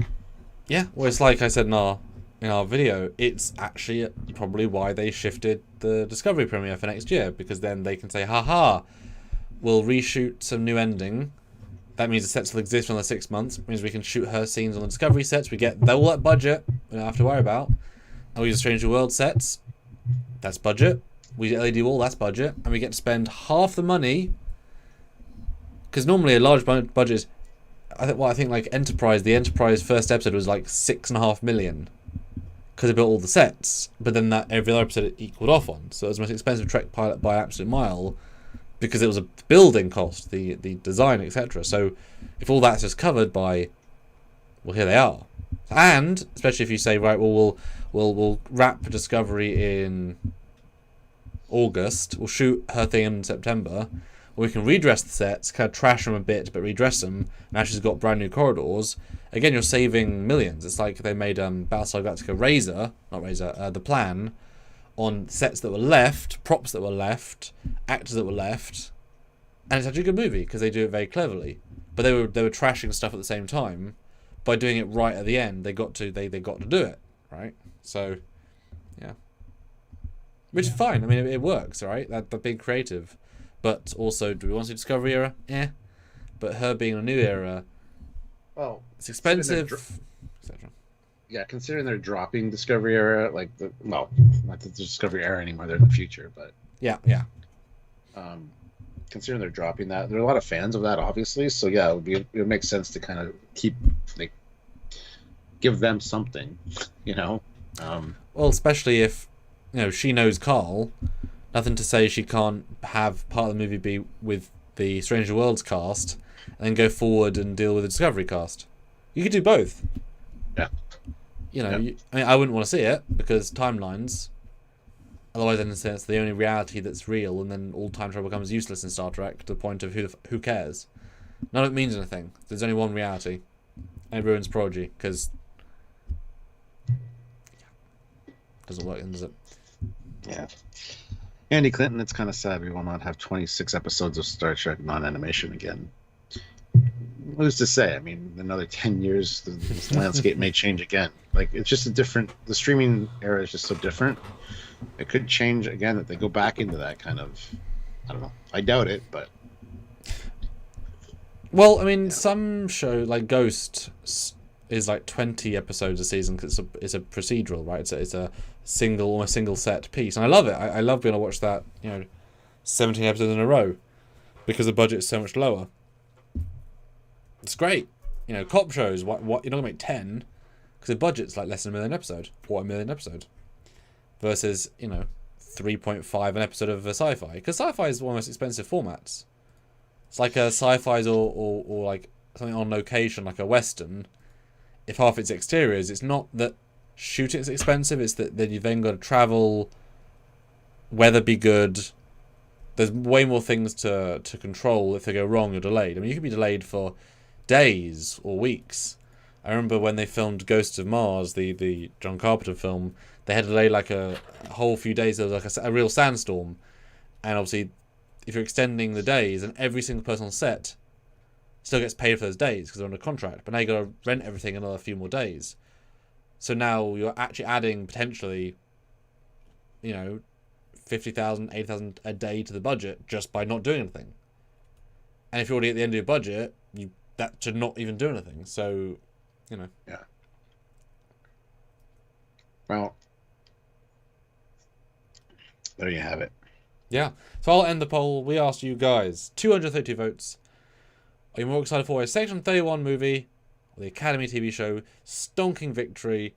71% Section 31 movie, 29% Academy TV show. I'm going to throw one last curveball out as we start to close out. A lot of people said you should add a third option to that. Star Trek, whatever, the Legacy. That's it. That would obviously have won, so that's why we didn't add that. Okay. Let's see. Well, 215 people here and 215 likes. That's amazing. Never matches up like that. It's awesome. 8 new members. Thanks to Olivia. Thank you so much, Olivia. But yeah, if you want to check out the join option, there are options there for memberships for the fleets. Lots of cool benefits and perks for that. So just click the join button and take a look at your options at least. Matthew DeFriedis, I have to say, if Section 31 was a full-on series, I think it would be the first Star Trek series that I wouldn't watch at all. The fact that it's a movie has me intrigued. Yeah. That's what they were hoping on, because a lot of people feel the same way. I, of course, would watch it. I will watch anything Star Trek. Sure. That's just the way it is, and not just because we have to do that. That's kind of like our YouTube, thing. But it's our jam. Let's be positive. It's our jam. It is. But even if it wasn't, I would still watch it. If it's Star Trek, I'll watch it regardless. So, but yeah. Matthew Lebner, $2. How can you gift membership? I'm not sure. Hold on. Actually, I kind of pulled that up here. Sign into your YouTube. Go to the eligible channel you want to buy a gift membership on. Join the channel's live stream or premiere. Within the live chat, tap. Just says tap.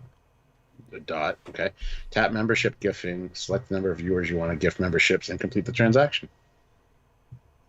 I don't know. I've never gifted one, so. But Matthew Lebner. Oh, I just read that one. Sure. I was answering your question, Matthew. Yes. Read the poll. Read the poll. Oh my God, we got a poll. Yes. Which show would you want to see the most? Star Trek Trekyards Season 4 or Star Trek Legacy? Section 31 movie or Academy show? Well, that's just not even fair. So I was writing it as you were saying it, and I was like, heh. I mean, yeah. Vote quickly, guys. Vote quickly. Yeah. Dear me. And Stuart, I know we're starting to wrap up now. And our super chats will be welcome, but we've done great this week, this day, today. As we've said before, I do my old fan films. At some point, we'd like to get Stuart into the UK to film properly. We've mentioned it vaguely before, but as we're starting to wrap down, Picard, who here would be interested in doing supporting a GoFundMe for Stuart's travel and expenses to get to the UK, who would be interested in helping to see Stuart appear in some high definition things. And not just that, but we could do a photo shoot with you with props and costumes. That'd be cool, Well, I need costumes that fit me. Well, I bought you many, and your budget. And yeah, have you got the Voyager tailored yet after 3 years, Stuart? Nope. I got to drag them all across the pond, and that's sounds like work. Get the damn Voyager tailored, Stuart. Jesus Christ. You'll need that. Olivia Julius, $2. Check the chat. I sent screenshots for gift giving. Yeah, let me check. Hi, Alum. Or Alama. That's a fun name. Don't have to say that. But hello. Yeah, emo, it's okay. I mean, Discovery is not great. But I don't think you can truly judge anything unless you see it. That's, you know... The very smallest of criterion should be to watch it. Yeah. I know if you want to check the live stream support chat, there's Sam. Just throw up those screenshots so they can show people. But those two I don't think are very helpful because I still don't know what to click. It's Olivia. Right. But yes, who would support Stuart? Come to the UK, film in front of the things, and hopefully meet some of the cast. Sure some people would. Yeah. Yeah, that'd be awesome. Yeah. We will figure that out in the forever tomorrow time. Whenever that is. Which chat should I look for? The live stream chat. Oh, Facebook. Sorry, but Discord. Yeah. That makes more sense. I watched Disco as okay sci-fi. Makes it a lot more tolerable than trying to watch it as Trek. Yeah, absolutely. Yeah, we said that all along. It's good sci-fi at its best, but it's all right Star Trek at its absolute best. So let's see. Oh wow, that's a lot of. I mean, that's very straightforward. You just press the button and go to the membership giving. I mean, it feels like it's self-explanatory. You press the join button and. Or the super I didn't see the join button thing. Yeah. So. That's the. Can I do that? Or do I have to? Do I have to remember first? I would think so. Yeah, I don't think so either. That's actually very straightforward. Let me see what the option is for me. So I've same button as for super chat. Yeah, so I'm on the YouTube. The super chat button is next to your comment. You have super sticker, super chat, membership. So I could but you do have to join the channel to give memberships, which does make sense. Okay. Yeah. Interesting. Cool. Interesting. What if you click the join button? Or is that different? Oh, that's a good question. Join does the exact same thing. Yeah. Okay. So you've got to be a member to do it. I mean, hey, be a member.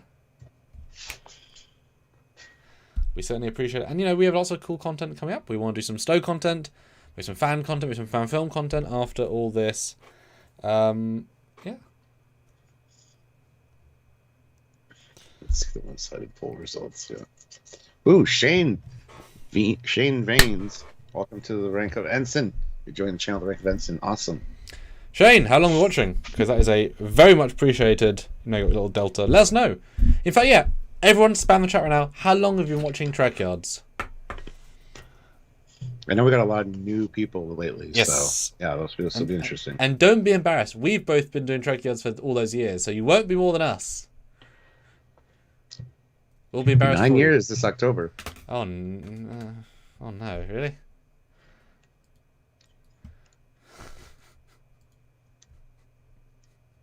It's been a while. Way before new Trek was a thing. Yeah, we're here before and be here after, maybe. Yeah, I think we'll be around forever. Shane's been here a year or so. Video awesome, 3 years, 4 years for Titans Husky Life. Ryan K, 5 years. Duomo, a few weeks. There you go. John Davey, 4 to 5 years. Area champion today. Welcome. Go check out some of our back content. Yeah, long legacy. Louise Allen, 7 months. 3 to 4 years for Mr. Captain. Matt Boardman's like 3 years now, I believe. Oh, I guess. 2 years, 7 years. Patrick and Matthew, 7 years. Oh, it's God, Jericho. I can't remember a while. Not since you first started. About 7 years that I know for sure. Wow, Patrick. Yeah, I recognize your name for sure. Yeah. Verpine. 6 years since season 1 of Picard. Great, good. And Mike G. And I see Zeus, which is a great name. I totally forgot to say earlier. I have been trying to get the command to see. You inspired me to start modeling in Blender, and I'm having a blast. Excellent. Ooh. Well, that's wonderful. What have you been modelling, and how well are you doing? And I will be right back. Give me a brief. Back when the channel was about ships. It's still about ships. Every Saturday. This is Almost. Jericho every Saturday, yeah. Mr. Vet, 73, 8 years. Love you guys. Holy, you've been here since the before time. Actually, longer on occasion. I remember watching your videos about Discovery before it aired, and your Orville videos. Yeah. What are you talking about now? Says Volk. We just finished up talking about the Section 31 movie announcement. So back in a different second. Yes. Oh. 2020. Which one earlier? Wish I'd found. Yeah. We've got a backlog. Yeah, there's a lot to enjoy. A lot to enjoy from like 8 years of content. So. And it'd be super interesting to, I think we should, I think we joked about this before, but going back and doing like a drunk rewatch some of our old reviews. Like let's rewatch our review of Discovery Season 1 and see all the optimism and see all the where we knew it went.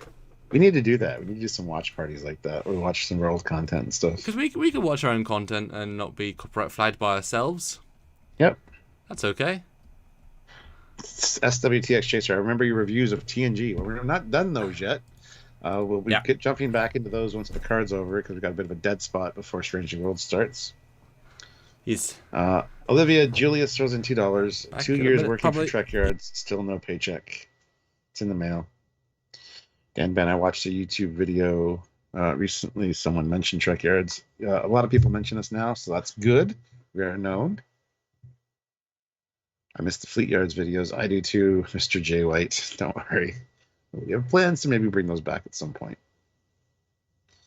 Grant McGregor throws in $20. Amazing. Thank you so much. Would help with both your plane tickets to see Aaron Waltke. Also would want to see TV movies of Prodigy, or like in Japan called an OVA, a 4-part story, each with a movie length time. Yeah. You would help us with our plane tickets to see Aaron Waltke? Yeah, I talk to Aaron pretty regularly, and he said, yeah, he'd love for us to come to LA and meet up with him. So, Grant, if you're absolutely serious, shoot us an email at trekyards@hotmail.com, because we do plan on doing a trip to Georgia as well as LA at some point in the near future. But yeah. Joe Torres, I've been here 7 years, I think that's right. Sure, good to see you, Joe. Matthew Lebner, $5. Can't gift via mobile device yet, only desktop. Been watching for 2 years, just shy of a month as Admiral, assigned to Enterprise Refit. Indeed, you got a good ship there with your Admiral membership. Just remember, guys, if you join at the rank of Captain, you get a ship assigned to you automatically. If you get to sign up at the rank of Admiral, you get a hero ship. So like the Refit Enterprise or Enterprise E, like Matt Boardman has, because he's an Admiral. And those are random assignments. So yeah, if you want to have a hero ship or a starbase or any kind of space station, joining up the Admiral rank is a good way to do that. So Alfred Alfonso's Andrew Alfonso is late. Chris Gwillem, more Captain's Logs. I haven't done a Captain's Log in a long time. Those are like my lives now. Yeah, paychecks for the moderators will arrive on Tuesday. Absolutely, yes. Gwildor, just discovered you guys. That's awesome. Make sure you're subscribed and click the notification bell icon, all that stuff. We appreciate it. Power 543. I've been here 11 years somehow. Well, that is Samuel being a smartass. So, yeah, there you go. 11 years, eh? I've been here 25 years. Feels like it. Working with Samuel.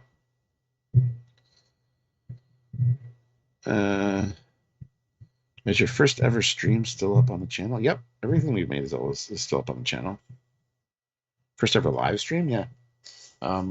Live live was only started like I want to say a few years ago, but it's probably more than that now. Just the time flies by. But yeah.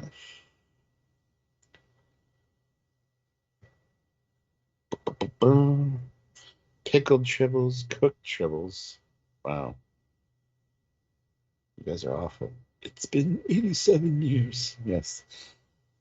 Thank you, Rose. I was going to say that. I was thinking that in my head when I said that. But anyway, 236 likes. That's amazing. Can we hit 250? That's another 14 likes. If 14 of you are looking at your screen and you haven't hit that like button yet, hit it, tap it, touch it, brush it, stroke it, bump it, whatever you have to do. Engage with it and hit that button. Let's get those likes up to 250 if you're able to. Steve Farr, wow, it's been 7 years. Discovery definitely deserves credit for getting more fans to engage in the Trekyards platform. Discovery made a lot of the Trekyards people leave because a lot of people like our subscribers like when we started talking about Discovery because it's not real Star Trek. We got those whiny people that just complained, and it's a bit of a shame. So we did have a bit of a dive in subscribers at that time. So whatever. We're talking about all Trek. That's just the way it is. I'm looking forward to your final Mandalorian episode review tomorrow. I am too, yeah. Sounds like you were hanging out with old folks in the deadly years. Yeah. Hi, Stuart. Hi. No, that'd be fun to go through and rewatch the Discovery reviews, the lives, with a but drink. after the final episode of Discovery, yeah. Oh yeah. Go back and do like a Discovery retrospective. Oh my god. Pick a random thing here and there and like watch some of it. Yeah. Yeah. Well, not just that, but that means we have existed before and after Discovery.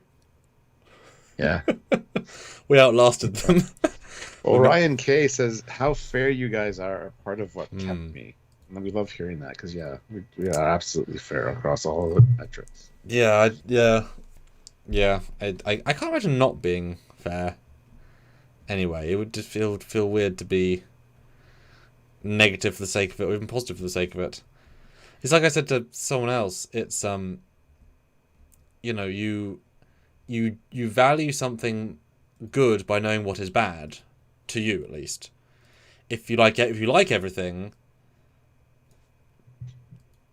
well, okay, that tells me nothing, right? The fact that you can say, "Oh, that was the best episode ever," then you to your friends say, "Oh, I should go watch it then because this person is saying it's worth watching." So that it's important to have a metric scale.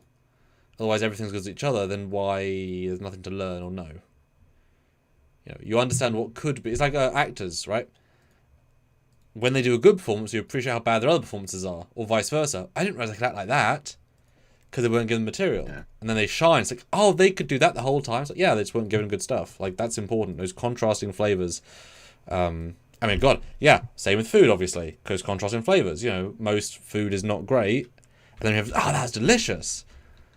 But do you really like all food? I hope not. Grant McGregor throws in $5. Thank you. Also, during the pause on new Star Trek, how about the idea of watching Prodigy or Old Trek on Paramount Plus if you think that's a good idea? I mean, we could sync up times to start watching something, but the problem is with watch parties, we need to carve out that amount of time to watch something, like a movie or whatever, and If you guys support, it's possible. But... Yeah. Well, there's one of the perks in some of the higher tiers here, which we still need to orchestrate some of those. But yeah. But then I'm obviously worried. If you also have to pause, and I'd have to work out a way of listening, but also not it coming through the live. That's an issue. I don't have to just buy a second PC just to watch it. Like I don't have to watch it on a laptop.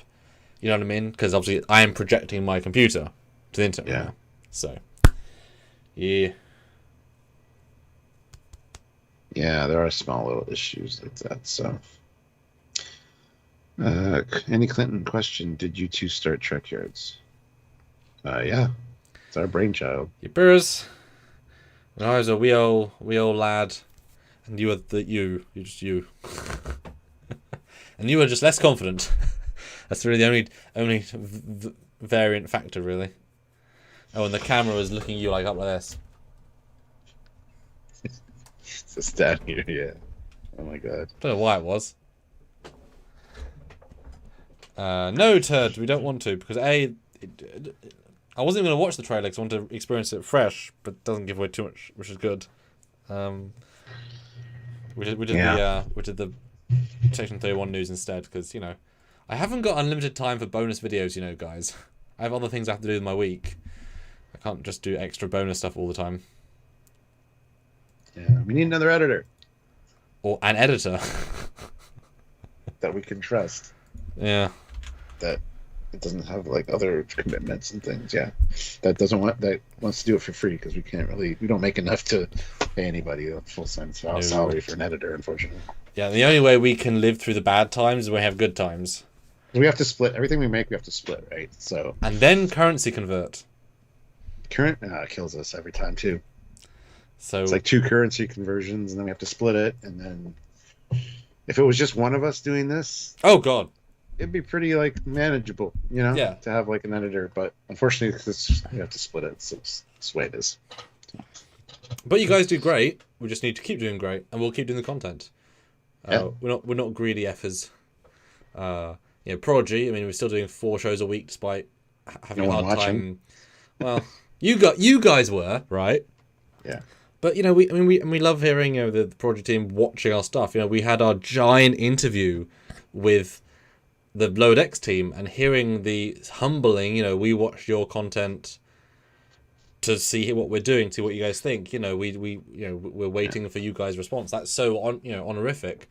But obviously, most people don't watch Lower Decks, so it's like, well, the showrunner watches, but not average people. It's a fair dichotomy. Let's not forget how much money we make for YouTube, because they take 30% of everything we make. Aren't we great, YouTube? That's depressing. Yeah. Look, we got $100 super chat. We only get $70. And then converts down and then splits. Like, oh. Yeah, $3. Sweet. You can buy a coffee. Just the price of a cup of coffee. Yes. T. Louise Allen, $5. Disco brought me here. I stayed because Trekyards encourages infinite diversity and infinite combinations. Mm-hmm. Indeed. And it helps we're not of the same mind. And it helps that we represent those that can debate and theorize and discuss nicely. Yeah. That's important, right? Treybone, 408, $5. Thank you. It should have been the Alachi. LOL. Star Trek needs to show off the Federation more. Show that you're a Federation show other alien society ships, not only just Starfleet. Oh, okay, I see what you're saying. Yeah, but you should always have a core of Starfleet and then them exploring. That's why a ship exploration works. Have the cake, eat it, have fun. Yeah. But there'd probably be a Titan show, what with Shaw being dead. Well, yeah. Doug Drexler said don't count out Shaw. And then Terry said if he had to find a way to bring him back, he could. So anyway. That's certainly true. It's Star Trek. Anything's possible. I mean, again, we killed Data how many times in the last 2 decades? Oh. But speaking of, yes, once Picard finishes, we'll go back to our TNG reviews. Now, these were so much fun because we approached them back in season 1 exactly the same as everything else. And that time was Discovery. So we're being as fair. If there's something bad, we called out. Something good, we called it out. Try not to roast in glasses too much. And it was shocking how good season 1 had bits that were good. And obviously we got through good, whatever. And then, so we're excited for that. I'm sure we'll be able to burn through TNG pretty quickly if we do 2 a week. Get through a large chunk of it. We might finish TNG all the way for Stranger Worlds. Maybe. Hopefully you guys will join in and help. And of course we still got to do DS9. We got to do Voyager. We got to do TOS. We got to do Enterprise. Stargate. Battlestar Galactica. We'll be doing stuff for Farscape. Firefly. Firefly would be the quick one. If you guys want to watch and keep supporting, then we believe we make interesting content around it. You know. Thirst Contact. Furious Vons throws in $2. Oh. I missed the Trekyards mission briefings. Yeah, but It's all about the views and the returns on those. We need to do what's profitable. So, because if we can't pay rent, then yeah. Yes. Let's see. Joseph Morris throws in £2. Maybe Shaw will come back as Borg. Maybe. I saw somebody post in one of the groups last night that he thinks when he said when he called 7 of 9, it was like a last like sarcastic stab at her. Like, this isn't my ship. The Borg have clearly taken over. You're Borg. This is your ship, 709. And it's like, I can see why you might say that, but at the same time, that's not how the actor meant it. So, but it was an interesting take on things. A lot of people were like roasting him in the comments, though. Like, that's not what was intended. It was a sign of respect, but also he was dying. That's true. So he just Maybe kind of stab. I mean, he might have just been. I mean, not to say that we'll when you're on your deathbed. That's the rumble. Just in case anybody's wondering. How much of your brain is working? How much can you think? I would assume that you're just speaking and then gone. Yeah. I don't know how much forethought you have, so let's not judge him for. Obviously, it wasn't. It was some scriptwriter who wrote his lines with thematic payoffs to the season. But in terms of what he really meant, well, that's he died and he didn't, you know. But then Shaw came back somehow. Do a Palpatine thing. Just see the opening of Star Trek Legacy. First, like, they got the scroll in DS9 talking about Battle 359. Captain Shaw has returned. Captain Shaw has returned. The news networks. Yeah. With him, a whole squadron of Constellation classes. That's the ship he knew. All armed with death lasers. Each nacelle is now a death laser. And only one Borg sensitive being can stop him. They must start a fetch quest through multiple planets and warp jump between planets, otherwise thought impossible. And they'll find a saucer finder, and it'll be cracked. They have to hold it up to a place, to a crash site of the Enterprise Reef on Genesis after back in time, and they'll exactly line it up. Go to the planet Testicle. It's like Exticle. No, testicle. Testicle. Testicle. It's very important. Dan Candy throws in $5. He can't literally be every ship in Starfleet, can it? That's my big nitpick for the season. Makes no sense, and it's too small. Yeah, there is no way they would have the entire fleet there, and that'd be all the ships. So, no. Yes, my assumption, if you're being generous, is it's all of the ships that are necessary to average day to day. Because how many planets out there rely on Starfleet supply shipments, then waiting for 6 weeks, and they're on the border, and if you're pulling them all the way back to Earth, well, first of all, they would be Excelsiors, Norways, Oberths. You know, if all these ships are new, who is doing the backbone of Starfleet work in TNG? The old ships. There are no old ships in that fleet. So, clearly it's the newest ships that are hanging out. Or what are the backbone of ships doing? Are you saying they decommissioned every single old ship that's over 30 years old except the Defiant, which is the oldest ship in the fleet currently? No, so I think it's just all the available ships versus all the other ships who are doing stuff. Yeah. And besides, it would just become noise. You couldn't represent 1,000 ships on screen. Because then it would be a copy and paste fleet, wouldn't it? Yeah. Just 1,000 ships yeah, it wouldn't be good. Olivia throws in $5. Guys, the station brought Kirk back to life. I'm sure they can bring back the captain. Station brought him back to life? Do you know something we don't? I think he's referring to the Daystrom station. But guys, I asked you, when 163 of you have voted, which show would you most want to see? With 96% of the votes, Star Trek. Star Trek Picard Season 4. and Legacy. With a joint 2% of the votes, which ostensibly is going to be, what, 2 people each? Probably. Is Yeah. Section 1 and Academy. I mean, that's not even... I mean, what's the word for not close? Far apart. But like big sounding. The ginormous. Sure. It's an ocean apart. Ocean away. There you go. Yes. Thirst Contact, Furious Fawn puts in $5. So rewatch the Enterprise D stream after the fact. They should call a bridge set Tour Detours. Yeah. Detours. That's great. They'd make so much money if they made that. Yep. So much money. Yep. Just set it up near a IMAX theater and then play the. Oh my god. Every part of your ticket, you get to watch the thing and then you get to go on the bridge. Or you watch the final episodes on the bridge. That'd be. No, that wouldn't work time-wise and people-wise. I'm sorry. No, but I mean, it'd be as like a very, very, very expensive. Yeah. All right. Well, I think that's it for us for today, guys. Okay. I'd like to thank everybody that joined us. Hold on. Matthew, 4% people pressed the wrong button. Yeah. It's funny. That's funny. Yep.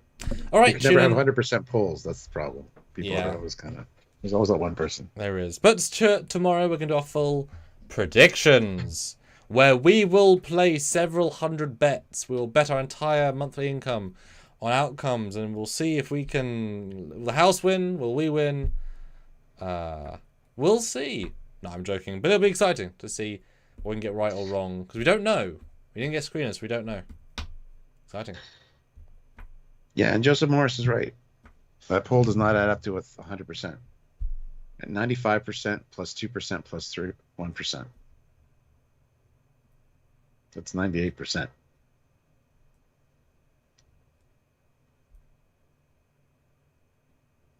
What you doing, YouTube? Are you okay? Shoot a minute. We should probably go in case we get infected. Because YouTube's screwed, apparently. It's the Borg. Didn't I been talked It's about? the Borg. Yeah. Anyway, on that awesome note, thank you so much for watching, guys. Join us See you tomorrow. Yes. And yeah, until then, he's Commander Calkins. See you later.